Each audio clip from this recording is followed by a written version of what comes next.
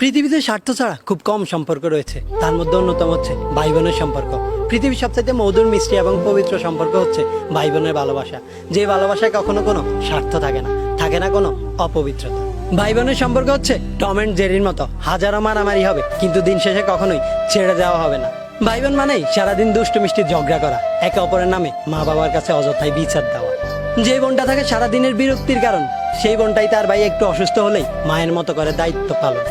যে ভাইটা সারাদিন ভাবে বোনটার বিয়ে হলেই হয়তো এই ডাইনের হাত থেকে বাঁচা যায়, কিন্তু বোনের বিয়ের পর তার সাথে কাটানো সময়গুলো মিস করার সবচাইতে বড় কারণ হয়ে দাঁড়ায়। দুনিয়া সব ছেলে খারাপ হতে পারে, কিন্তু একটাও খারাপ ভাই নেই। ভাগ্যবান তো সে যার একটা ভাই আছে, যে তাকে তার বাবার পরে বটবৃক্ষের ছায়ার মতো আগলে রাখে।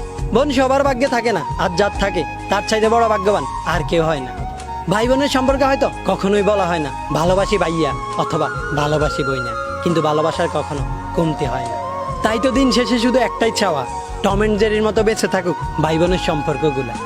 আমরা দুই ভাই বোন, মা বাবার দুই নয়ন, সুখে দুঃখে মিলে মিশে থাকবো